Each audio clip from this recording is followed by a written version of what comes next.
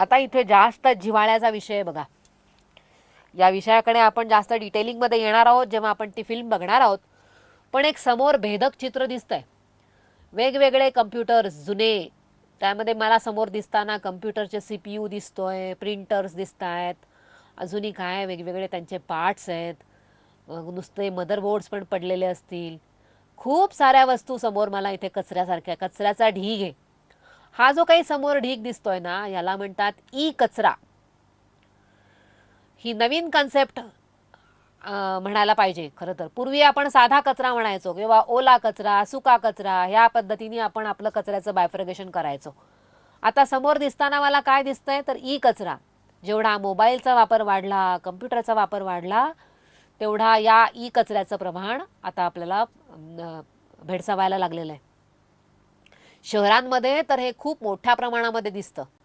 जर का तुम्ही रस्त्यावरचे येणारे जाणारे भंगारवाले बघितले शहरामध्ये, तर त्यांच्याकडे सुद्धा अशा प्रकारातला कचरा फार मोठ्या प्रमाणामध्ये आपल्याला पाहायला मिळतो ॲज कम्पेअर्ड टू ग्रामीण भागामध्ये. कदाचित याचं प्रमाण कमी असेल, पण शहरामध्ये हे प्रमाण खूप वाढलेलं आहे आणि ढीग दिसतोय हा.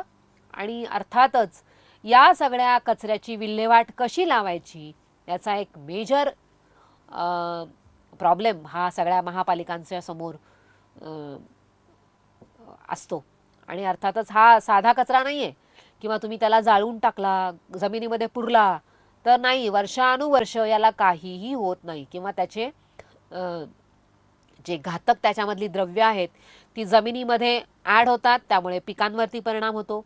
पाण्यामध्ये ॲड होतात, त्यामुळे माणसांच्या शरीरामध्ये जातात. पूर्ण धोकादायक असा हा प्रकार आहे. आता काय म्हणतात, हा बघा मी इथे तुम्हाला दाखवलं आहे, this waste is called as e waste. म्हणजे नुसता कचरा नाही आहे हा, ओला कचरा सुका कचऱ्यासारखा हा जो आहे हा ई कचरा म्हणून संबोधला जातो. आणि त्यामध्ये त्या दृष्टीने आपल्याला विचार करायला पाहिजे की त्याचा हे ई वेस्टचं हँडलिंग कसं करायचं, त्याचा काही पुनर्वापर करता येऊ शकतो का. समजा माझ्याकडचा कम्प्युटर जुना झाला तर त्याचा फक्त प्रोसेसर बदलून मला चालेल का, त्याच्यामधली हार्ड डिस्क बदलली आणि जास्त ताकदीची हार्ड डिस्क घेतली तर मला चालेल का, त्यामध्ये मी ॲडिशनल मेमरी कार्ड्स टाकलं आणि त्याची मेमरी वाढवून घेतली तर चालेल का. किंवा माझ्याकडचा मॉनिटर जो आहे तो जो आता मी CRT मॉनिटर वापरते त्याऐवजी मला फ्लॅट स्क्रीनचा मॉनिटर मी घेतला तर चालेल का. या दृष्टीने विचार करणं गरजेचं आहे. पूर्ण आहे ते युनिट टाकून द्यायचं आणि नवीन घ्यायचं, याऐवजी त्याचा तुम्हाला रियूज काही करता येईल का, त्याचा वापर दुसरा काही करता येईल का, आणि त्याचं रिसायकलिंग आपण काही करू शकू का, म्हणजे त्यातले भाग आपण काही वापरू शकू का. किंवा एखाद्या व्यक्तीकडे मी आता नवीन, आपण बऱ्याच वेळेला असं करतो की मी एक नवीन मोबाईल घेतलाय तर माझा जुना मोबाईल मी कोणाला तरी हँडओव्हर केला की हे घे, तुझ्याकडे नाही आहे हा, तू मोबाईल वापर. जसं आपण इथे त्या माणसाला वापरायला देतो तशाच पद्धतीने कम्प्युटरसारखी इक्विपमेंट ज्यांच्याकडे कम्प्युटर्स नाही आहे किंवा ज्या शाळांना, छोट्या छोट्या शाळांमध्ये जिथे कम्प्युटर्सची आवश्यकता आहे पण कदाचित जास्त ताकदीचे ते कम्प्युटर्स नसतील, पण रोजचं काम चलाऊ काम करणारे ते कम्प्युटर्स असतील, तर तुम्ही तशा पद्धतीने सुद्धा विचार करू शकता. Instead of directly throwing them away, तुम्हाला त्या कम्प्युटरचा पुनर्वापर सुद्धा करता येऊ शकेल. या दृष्टीने विचार करणं गरजेचं आहे, कारण हे ई कचऱ्याचं प्रमाण, स्वरूप फार भयानक होत चाललेलं आहे. आता या सजेशन्स दिल्यात बघा, काय काय काय सजेशन्स आहेत या तुम्ही बघून घ्या आणि याच्यावरती पण आपण बोलूयात. काय अजूनही सजेशन्स असतील, अर्थातच लेटेस्ट अप्रोच पण याच्यामध्ये बघणं गरजेचं आहे. या सजेशन्स वाचून घ्या.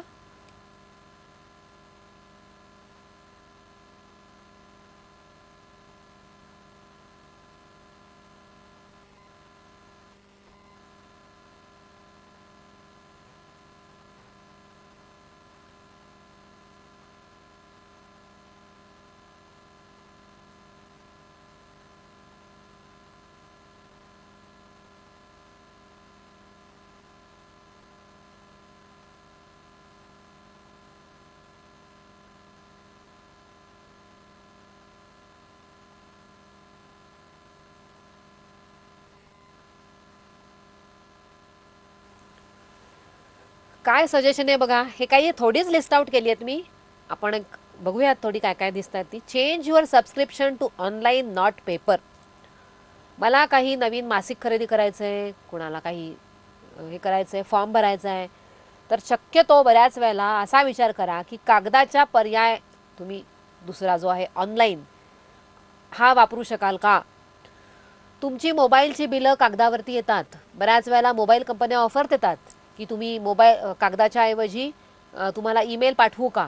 अशा पद्धतीच्या गोष्टींचा आपण विचार करणं गरजेचं आहे. कागद आपण वाचू शकू का हे बघणं गरजेचं आहे. प्रिंट काढायची गरज पडणार नाही अशा केसमध्ये. तर अशा पद्धतीची काही गोष्टी आपल्याला करता येतील की ज्या योगे हे याच्यासाठी आपली खरीचा वाटा आपण उचलू शकू.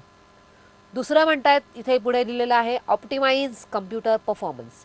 तुमच्या कम्प्युटर्सकडून तुम्ही जास्तीत जास्त चांगलं काम कसं करून घेऊ शकाल याचा विचार करा. तुमचा कम्प्युटर जास्तीत जास्त इफिशियंट, जास्त चांगला त्याचा यूज ऑप्टिमाइज कसा करता येईल या दृष्टीने विचार करा. तुमच्या स्क्रीनचा ब्राईटनेस हा कमी करा.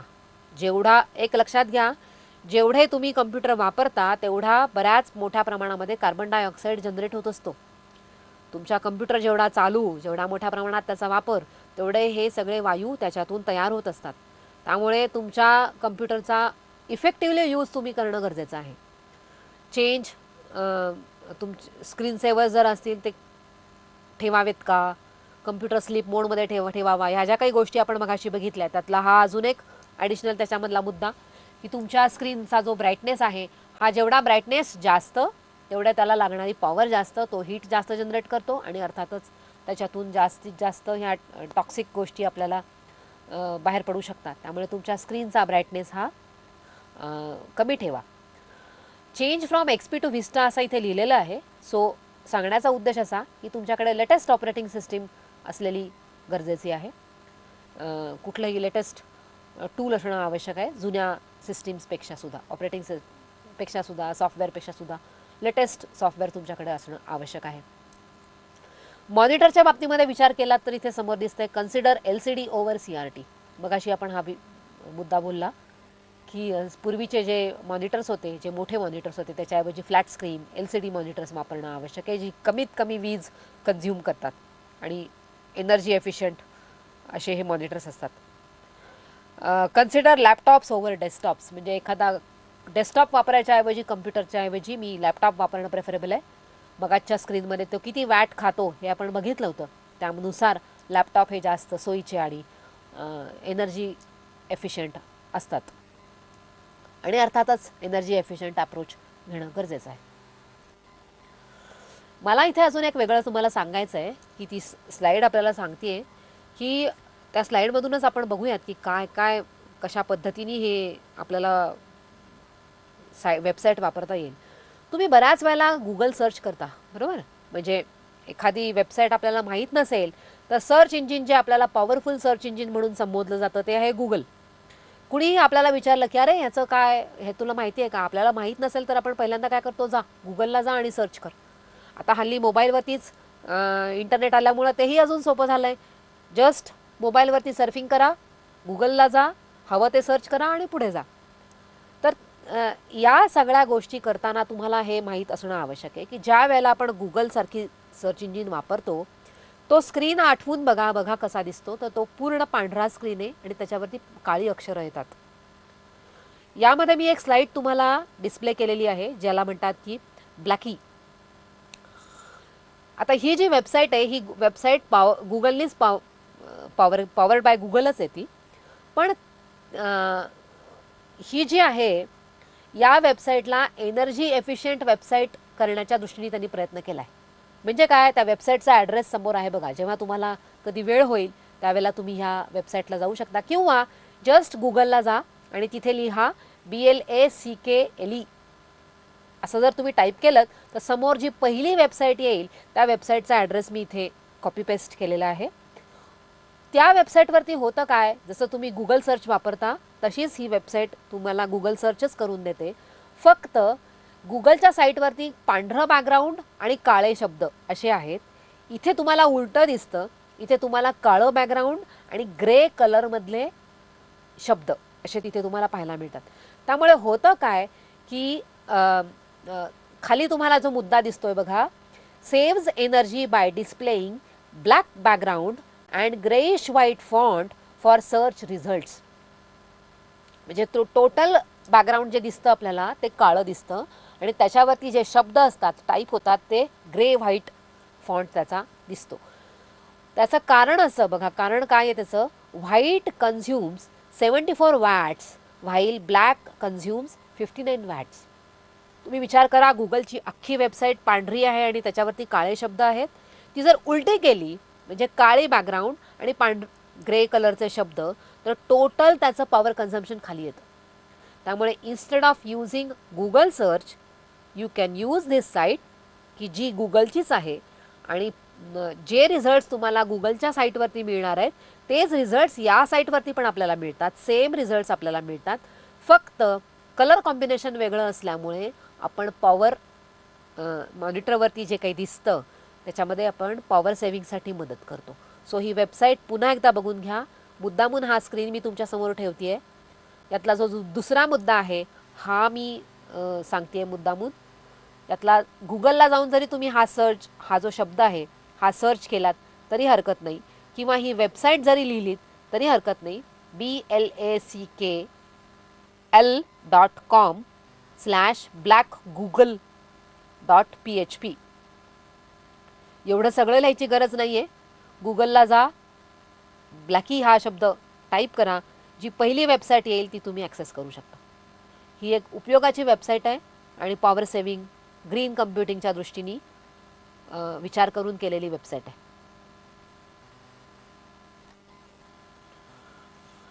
आता पुढच्या स्लाईडला बघतो आहोत आपण की काय काय आपण करू शकतो की ज्यायोगे ग्रीन कम्प्युटिंगला मी माझा खारीचा वाटा उचलणार आहे. थोड्या माझ्याकडून केलेल्या गोष्टी असतील ज्यायोगे पॉवर कन्झम्पशन, हरित कम्प्युटिंग या दृष्टीने मी टाकलेली पावलं आहेत. ही काय करू शकतो मी? Setting the power options of computer to switch to sleep mode when it's not active is a good practice. We can find the power option setting in PC's control panel. It enables PCs to go to standby mode and turn off the monitor when the PC is idle for few minutes. तुमच्या कम्प्युटरच्या control पॅनलमध्ये हे सगळे options असतात की किती मिनिटांनी तुमचा कम्प्युटर आपोआप स्लीप मोडमध्ये जावा, किंवा किती मिनिटांनी तो आपोआप त्याचा हार्ड डिस्क जी आहे ती स्लीप मोडमध्ये जावी, किंवा मॉनिटर बंद व्हावा, किंवा किती मिनिटांनी त्याचा स्क्रीनसेवर चालू व्हावा. हे सगळं याच्या कंट्रोल पॅनलमध्ये अवेलेबल असतं. याच्याबद्दलचे ऑप्शन्स ॲक्च्युअल डेमो पण आपण पाहणार आहोत याच्यानंतर. पण एक त्यातला मुद्दा हे तुम्ही करणं गरजेचं आहे की ज्यायोगे तुमच्या कम्प्युटरची एफिशियन्सी वाढेल आणि हरित पर्यावरण ग्रीन कम्प्युटिंगच्या दृष्टीने आपण त्याला काही पाठबळ देऊ शकू, म्हणजे त्याला पॉवर देऊ शकू. It is better to do computer related task during continuous intensive block of time leaving hardware off at other time. सकाळी आल्या पहिलं काम, सकाळचा पहिला हाफ तुम्ही पण तुमच्या ऑफिसमध्ये आठवून बघा. सकाळी जेव्हा तुम्ही तुमच्या ऑफिसमध्ये येता त्यावेळेला तुमच्या डोक्यामध्ये आधीच्या दिवशी कामं असतात की मी हे करणं आणि हे करणं, आजच्या दिवसभरामध्ये मला एवढी कामं करायची आहेत. सकाळचा जो स्लॉट असतो साधारण जेवणापूर्वीचा, त्या काळामध्ये आपण खूप सारी कामाचा निपटारा करू शकतो. आपल्याकडे तेवढी एनर्जी असते. अर्थात दुपारच्या सेशनमध्ये जर आपण बघितलं तर साधारण कामाचा ताण असल्यामुळे किंवा दिवसभराच्या या सगळ्या कामामुळे आपले कामाचा स्पीड कमी होतो. त्यामुळे तुम्ही कम्प्युटरचा जास्तीत जास्त वापर हा तुमच्या ज्या काही पीक आवर आहे, जिथे तुम्ही जास्त काम करू शकता, अशा कामामध्ये अशा वेळेला जास्तीत जास्त वापरावा. आणि बाकीची जी कामं आहेत की जी कम्प्युटरला व्यतिरिक्त आपल्याला करता येतात ती दुपारच्या सेशनमध्ये ठेवावीत, की ज्यायोगे तुम्ही कम्प्युटरचा वापर हा जास्त इफिशियंटली करू शकाल. आणि जेव्हा गरजेचं आहे तेव्हा त्याला वापरलं आहे. आणि बाकीची माझी जी क्लरिकल सर्किट तत्सम जी काही कामं आहेत की जी मला फोन करायचा आहे कोणाला, किंवा अजूनही काही गोष्टी आहेत, या गोष्टी आपण कमी वेळामध्ये, म्हणजे ज्या वेळेला तुम्हाला फारसं काम नाही आहे अशा वेळेला तुम्ही करू शकता. कम्प्युटरची गरज तिथे लागणार नाही आहे. सो कधी कम्प्युटरचा वापर करायचा आणि कधी नाही करायचा अशा प्रकारातल्या काही सेपरेशन आपण इथे करून आपल्या कामामध्ये करणं गरजेचं आहे. अर्थात मॉनिटरबद्दल आपण बोललोच की फ्लॅट पॅनल मॉनिटर्स यूज लेस एनर्जी. मगाशी पण आपण सांगितलं CRT monitors, LCD monitors, LED monitors. आपण ठरवायचं की कुठल्या प्रकारातले मॉनिटर्स आपण वापरायचे. आणि अर्थातच स्क्रीन सेवर खूप छान दिसतात, छान छान नेटवरून डाउनलोड करून घेता येतात, तरीसुद्धा स्क्रीन सेवरचा वापर करावा का हे आपण ठरवणं गरजेचं आहे, कारण स्क्रीन सेवरसुद्धा एनर्जी खातात. त्यामुळे स्क्रीन सेवर्सचा वापर हा मर्यादित प्रमाणामध्ये करावा. मॉनिटर्सचा प्रकारसुद्धा कुठल्या प्रकारातले मॉनिटर्स वापरायचे हे आपण ठरवावं. प्रिंटरबद्दलसुद्धा आपण बोललो की जेव्हा गरजेचं आहे त्यावेळेला प्रिंटर वापरावेत. एखादं ड्राफ्ट कॉपी आपल्याला आपल्या बॉसला नेऊन दाखवायची असेल, त्यासाठी जर मला प्रिंटिंग घ्यायचं असेल तर आपण सिंगल साईड, ज्या वेळेला एका साईडला प्रिंट घेतलेलं आहे त्याची मागची बाजूसुद्धा आपण वापरू शकू की ज्यायोगे कागद सेव्ह केला जाईल. आणि अर्थातच गरजेचं असेलच तरच प्रिंटिंग घ्यावं, अदरवाईज आपलं हे टोनर जो आहे, इंक जी आहे, ही त्याची जी शाई आहे, कार्ट्रिजेस आहेत, हे आपल्या वाचतील. कमीत कमी प्रिंटिंग घेणं गरजेचं आहे. पुढचा मुद्दा आहे अशा प्रकारातले, अर्थात हे आपल्या हातामध्ये नाही आहे पण तरी मी तो मुद्दा म्हणून तिथे टाकलेला आहे मुद्दा. अशा प्रकारातले डिझाईन, कम्प्युटर डिझाईन करण्याची प्रोसेस सुरू झालेली आहे. रादर बाजारामध्ये अशा प्रकारातले कम्प्युटर्स मिळतात की जे ग्रीन कम्प्युटिंग हा मुद्दा डोक्यात ठेवून तयार केलेले आहेत. पण अर्थातच मगाशी मी तुम्हाला सांगितलं त्याच्यामध्ये कॉस्ट हा मेजर पार्ट आहे. म्हणजे त्यामुळे कदाचित मोठ्या प्रमाणामध्ये त्याचा आपण ते इकडे तिकडे बघत नाही, पण तरीही it is important to design computers which can be powered with low power obtained from non conventional energy sources like solar energy, paddling a bike, turning a handcrank etcetera. अशा वेगवेगळ्या मीडियाज वापरून, सोलर एनर्जी वापरून, कुठली paddling करून, एखादी बाईकचं पॅडलिंगनी, अशा प्रकारातली एनर्जी वापरून आपण कम्प्युटरला पॉवर देण्यासाठी प्रयत्न करू शकू. या प्रकारातले गोष्टी बाजारामध्ये अवेलेबल आहेत. फक्त अर्थात मी तुम्हाला म्हटलं तसं कॉस्ट आणि त्याचं प्रमाण याच्यामुळे त्या आपल्याला फारशा समोर पाहायला मिळत नाहीत.